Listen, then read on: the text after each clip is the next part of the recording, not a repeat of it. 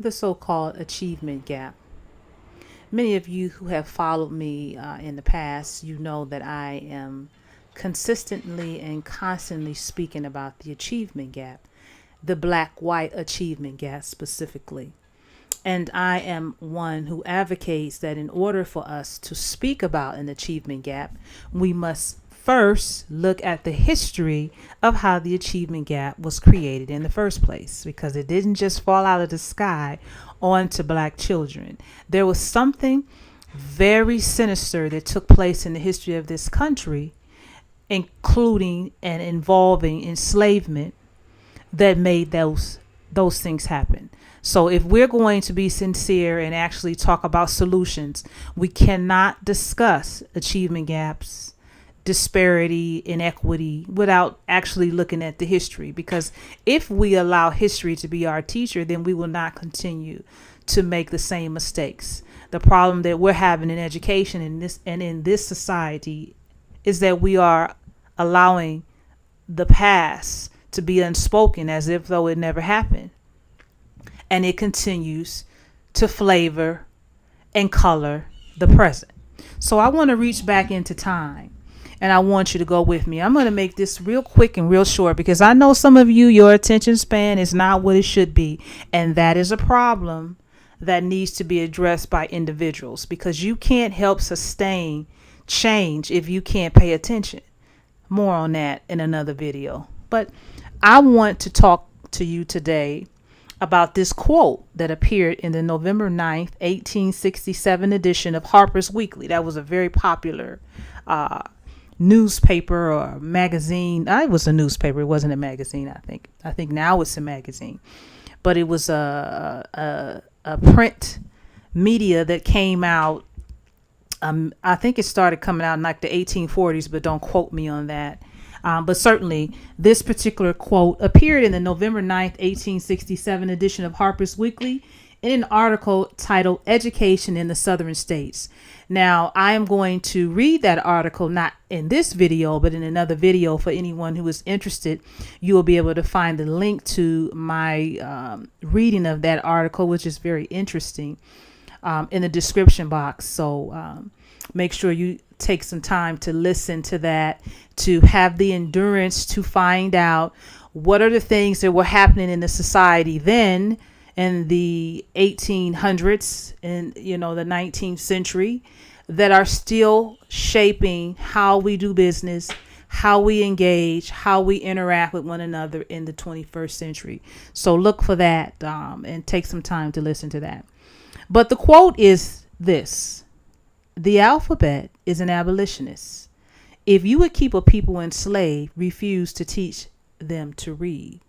Again, the quote that appeared in the November 9th, 1867 edition of Harper's Weekly says, the alphabet is an abolitionist.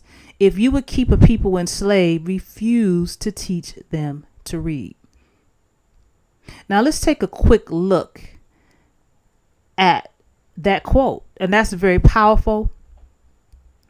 If you know anything about language and symbolism, that's a very powerful statement. But it's also a very telling statement on what the plan was for the enslaved. And then once freed black people, the plan was in place for what was going to be their progress or lack thereof. So let's take a quick look at how pivotal role, I should say, the suppression of education has played in the progress of black people. And it was all planned and paid for by white supremacists who stuck to their code of do only for self. Now, some of you may be familiar with what we call anti-literacy laws. And if you're not, I'm going to be producing some videos that will help you to become aware and learned and knowledgeable about these topics, again, because they all have to do with what's occurring today in our school systems. They all have to do with the progress or lack thereof that the black student is making.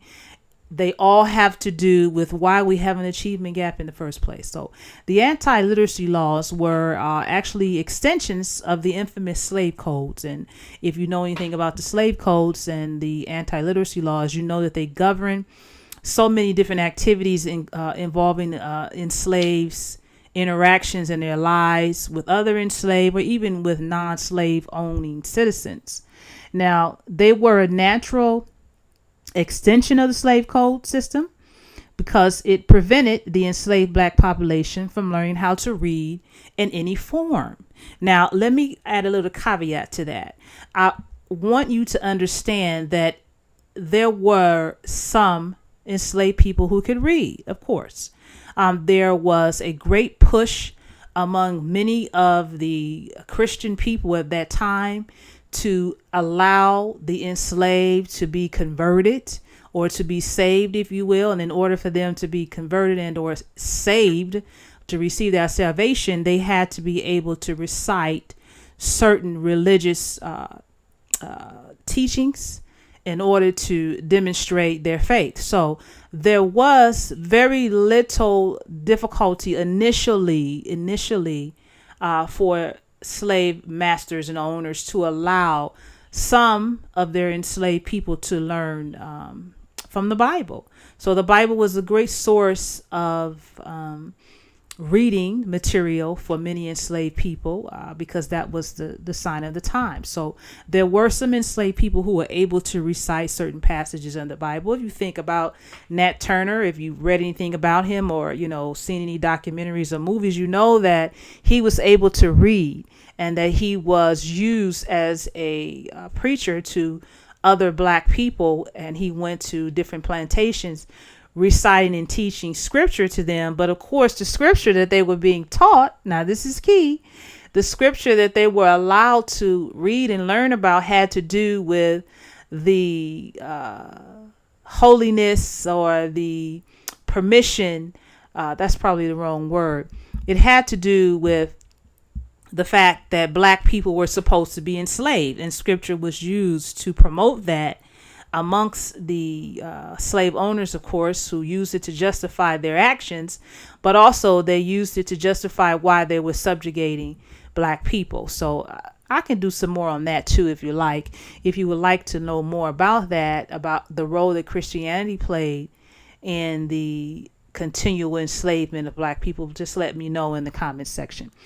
But in any case, I just wanted to point that out to you, that there were also other enslaved people on the plantation who may have been allowed to get a basic reading and a basic math function so that they would be able to help run business on the plantation. So just be aware of that. Of course, we know the overwhelming majority of the enslaved people were not readers. They were illiterate, and they weren't allowed to read or write. Now, ingenious as we are as black people, we know that we will find a way where there is no way. And there were many enslaved people who, would trick others, particularly white children, into teaching them some form of the alphabet. Or they may have had a mistress who felt that she would look good amongst her peers if she had some of her enslaved people to read. But that really is neither here nor there. I just wanted to point out to you that fact. But again, the overwhelming majority of the enslaved black population were prevented from learning how to read in any form. And of course, this is important for obvious reasons. If you make it illegal for black people to learn to read and write, then you reinforce the notion that was going on around that time, and for some people in this time, that the black people were inferior to white people. So if you can read as a white person and I can't read, then you can use that to suggest that there is some inferiority between you and I if you are a white supremacist, that is. Now, in the antebellum South, literacy was a sign of intellectual development, and it potentially meant that you could be upwardly socially mobile, that you could change your condition if you were able to read and write. The fact is that many white Southerners themselves were illiterate. And I have a whole conversation about that, which you'll hear about when you click on that link to that article in the Harper's Weekly magazine, because that in fact is addressed and is quite interesting. So make sure you check that out. Yes, many white Southerners were illiterate. So it was very important.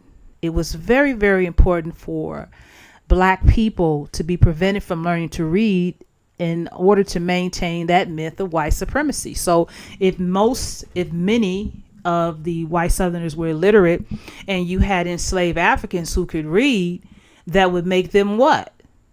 Perhaps more intelligent than their white counterparts. That was certainly the fear that promoted the idea of these anti-literacy laws that I'm referring to. Okay, so it had to be that way in the minds of those white supremacists to prevent the black people from learning to read, so that they can maintain the myth of that white supremacy. Now, learning to read could give the enslaved access to important information, okay, that could help them to stand up and organize a rebellion, but also to help themselves get free, okay? Because if you could read and you could write, and I'm going to talk a little bit more about writing in just a second, then you could read incoming mail that was coming in for your master. You could read signs to help direct your way. You could, most importantly, write a pass for yourself and any other enslaved person that looked legitimate. Remember, I said that most of the Southerners were illiterate. So even if you had the patty rollers or patrollers who were out checking to make sure that black people who were off of the plantation had their passes, or they had their papers that they were free, they couldn't read. But if you knew how to write a pass, it certainly looked legitimate, and then you could escape. And in fact, there are some former enslaved people during the time, that's exactly how they got away, because they could read and write and they were able to forge a pass. So obviously that was a difficulty. But I think that one of the things that's most overlooked in this discussion of why it was important for white Southerners who were in power and leadership to prevent black people from reading is the fact that during that time in the 19th century, not centuries, excuse me, there was a lot of abolitionist materials and articles and pamphlets and literature that was coming out, and they were afraid that if they had enslaved people who could read, that may cause them to question, wait a minute, why am I here enslaved when it's more of me than it is of you? Wait a minute, these people who are abolitionists are saying that it is my right as a human being to be free. I'm listening to what they're saying. So they were afraid that would incite courage. If, for lack of a better word, they were afraid that it would incite the enslaved to get back in touch with their God-given humanity, their God-given intuition to know this is not the condition I'm supposed to be in. So they were very fearful of allowing black people to have the ability to read. So all of the news of recent slave insurrections and arguments against slavery as an institution were of particular concern. So it was around that time, particularly there was, some incidents that took place that really pushed this. But different states came out with their different anti-literacy laws and their slave codes. But I would say probably around the time of Nat Turner's slave rebellion of 1831, you see a lot of states after that slave rebellion coming out with anti-literacy laws. And again, I'm going to look specifically at different states to provide you with a picture of what happened in that state and how it's related to what's going on now. For example, Mississippi. I have done videos and I have written about Mississippi, which has one of the worst systems for educating black people in this country. I wouldn't say that it's the worst. It certainly comes close. And no disrespect to if you live in Mississippi, I'm just simply stating the facts.